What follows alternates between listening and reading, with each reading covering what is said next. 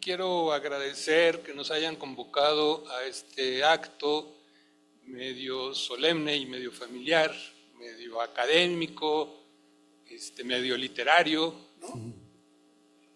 Me da mucho gusto que podamos realizar este tipo de eventos y que aprovechemos que nos encontramos aquí para hacer una reflexión sobre lo que ha sido la división en este caso y lo que pudiera ser, aunque nos cueste un poco más de trabajo pensar hacia adelante, ¿no? Agradezco a la organización, a la dirección actual, a todo el equipo, los que participaron, la invitación y todas las facilidades que nos han dado. A mí me tocó encargarme de la dirección divisional en 2001, de 2001 a 2005. En ese momento ya se veía la necesidad de hacer cambios. Ya teníamos problemas que algunos se presentaban recientemente, pero otros ya tenían raíces, y entonces había la necesidad de hacer cambios. Había, por ejemplo, problemas en la docencia, uno que era en ese momento grave, que era la inasistencia de los profesores y de las profesoras, ¿no? Por ejemplo, teníamos ya cierta vejez en los planes de estudio y sobre todo a mí me preocupaba mucho el problema que teníamos en el tipo de prácticas docentes. Teníamos una docencia que se llama mecánica, tradicionalista, es transmisionista del conocimiento, ¿no? Entonces teníamos esa preocupación. En materia de investigación también, el modelo que se había aprobado con las áreas de investigación no estaba dando los resultados que se esperaban, se había desvinculado de la docencia buena parte de la investigación, teníamos problemas en la pertinencia, en la calidad de algunos segmentos de la investigación, teníamos problemas para la interdisciplinaridad, ¿no? En las tres divisiones había fuertes corrientes que no querían trabajar de manera interdisciplinaria, que no aceptaban las materias que debían ser impartidas por personas de otras divisiones, las preferían dar de los propios miembros de la división. Entonces había ese tipo de problemas. Comenzaba a desarrollarse y a darse la importancia a la cuestión de la vinculación. No sabíamos si eso cabía dentro de la tercera función de preservación y difusión de la cultura o no, o era otra cosa. No teníamos la tradición de la vinculación con los sectores productivos, con el sector público, no existía, había que empujarla. En fin, teníamos problemas administrativos de la estructura administrativa, del funcionamiento, etc. Entonces ya se veía que había que empujar cambios en todos estos aspectos. Ahora, ¿en qué contexto se presentaba esa necesidad? Quiero recordar que a fines del siglo XX se habían deteriorado, se habían invalidado las grandes verdades y las grandes certezas en general en todo el mundo, ¿no? Había una especie de escepticismo respecto del futuro, digo yo, que se desdibujaban las utopías, y cuando se desdibujan las utopías viene el desencanto también. El pesimismo llega a ocupar el lugar del optimismo. En el mundo había incertidumbre en general, no se sabía bien qué iba a resultar en el siglo XXI, estábamos a comienzos del tercer milenio, estábamos en ese momento a comienzos del tercer milenio. Junto con eso venía un gran reconocimiento a las diversidades, porque la diversidad, pues en realidad son muchas diversidades, ¿no? En 2001, cuando me tocó iniciar la gestión, por ejemplo, se aprobó el matrimonio igualitario en Países Bajos. Fue el primero. Entonces el mundo estaba cambiando, pero no sabíamos bien a dónde iba. A mí me gustaba decir, no sé si me robé la frase o yo la inventé, pero ya ahorita con todos ustedes me aclararán. Hay que aprender a navegar en aguas turbulentas. Esa era la idea que tenía. ¿Silvia? No hay ninguna corrección por aquí, ¿no? Había que aprender a navegar en aguas turbulentas. Y en aguas turbulentas, para poder mantener a flote la nave, hay que situarla de tal manera que la tormenta haga el menor daño posible.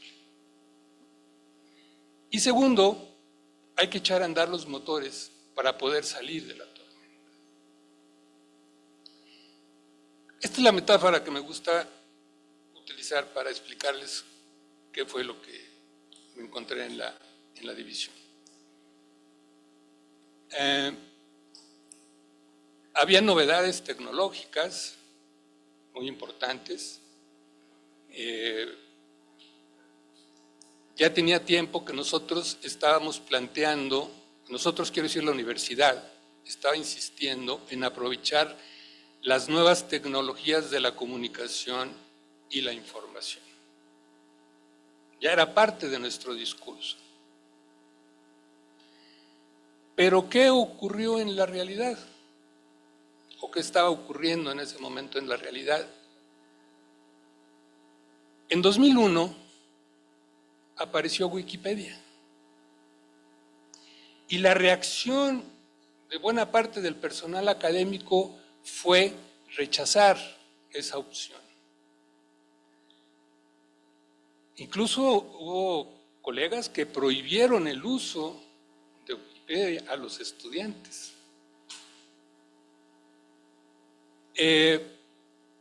¿Por qué? Primero,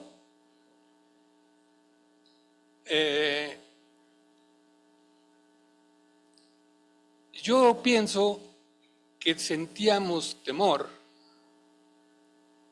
de perder el monopolio del conocimiento. Es decir, un académico, un investigador, un profesor defiende lo suyo, y lo suyo es el conocimiento que está generando o que está transmitiendo. Y entonces que venga una paginilla ahí a decir cuál es la verdad, y entonces darle elementos a los estudiantes y las estudiantes de cuestionar lo que nosotros sabemos o de aprender por su cuenta. Se generaba una inseguridad porque decíamos, ¿y qué va a pasar con la cultura libresca en la que nosotros nos formamos y que además sostenemos? Éramos parte de esa cultura libresca y ahora resulta que la información está a la mano. Entonces esa reacción afectaba nuestra práctica docente, porque no nos dábamos cuenta pues, del impacto real de las nuevas tecnologías de la información y la comunicación que tanto buscábamos. Y ahí estaba ocurriendo eso.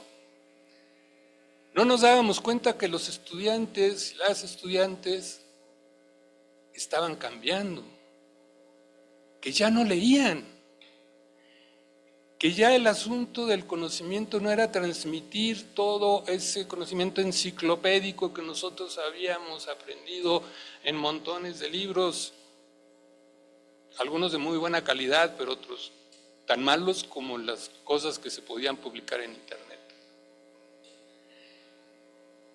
Entonces nuestra reacción fue a la defensiva porque porque no nos dimos cuenta y por lo tanto no insistimos en modificar nuestra práctica docente, en darnos cuenta que los estudiantes ahora podían aprender por su cuenta, ahora todo lo que se llama el aprendizaje constructivo y significativo y personalizado, todo eso.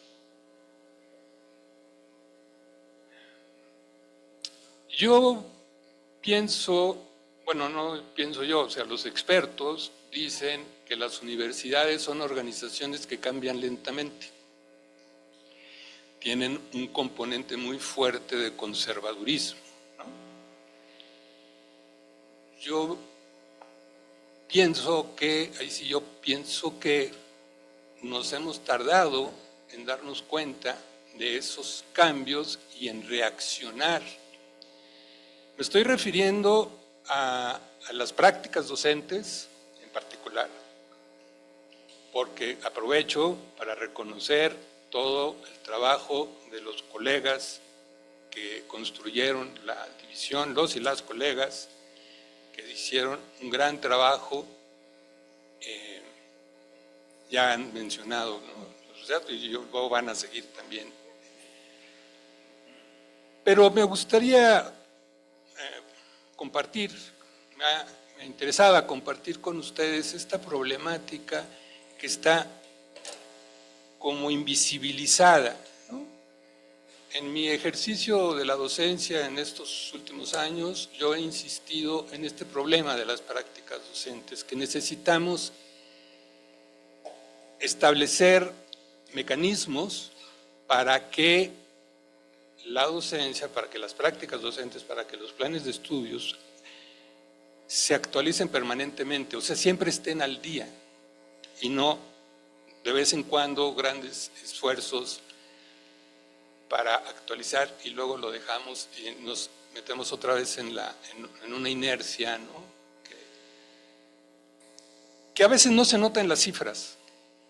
O sea, la UAM sigue siendo una gran universidad, tiene resultados muy buenos, tanto en docencia como en investigación y en las otras funciones, pero sigue habiendo estos problemas ahí que no se presentan cuantitativamente en las evaluaciones cuantitativas, ¿no?, que solamente nos podemos dar cuenta si hacemos un análisis profundo de los casos, digamos. Me propuse no hablar de mi gestión, realmente, ahí están los documentos. Lo de docencia está en mi libro, que ando cargando para resumirlo. Nos tocó en 2001, por cierto, que la política pública de educación superior consolidó su giro hacia la calidad.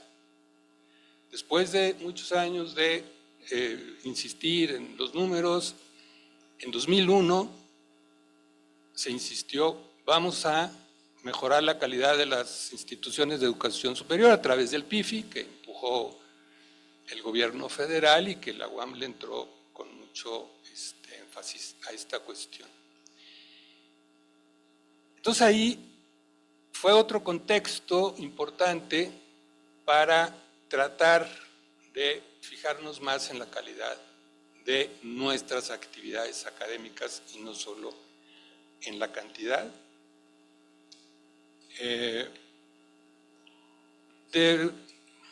Pues se hicieron muchas cosas. Yo quiero aprovechar este momento para agradecer a la gente que colaboró en la gestión divisional, académicos, académicas, el equipo administrativo, que es fantástico, y lo que se hizo pues fue por el esfuerzo de todos, los colegas académicos que participaron en muchas comisiones, etc.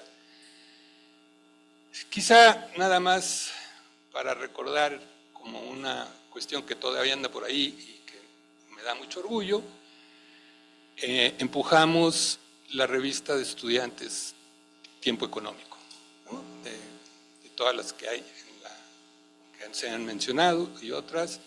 empujamos la revista Tiempo Económico para que los estudiantes de economía, pero también abierto de otras carreras, pudieran ahí ejercitarse en la tarea de investigación y de publicar sus trabajos, ¿no? Muchas gracias otra vez, gracias por su atención. Gracias, Guillermo. Pedimos que te acerques para la elaboración de tu fotografía.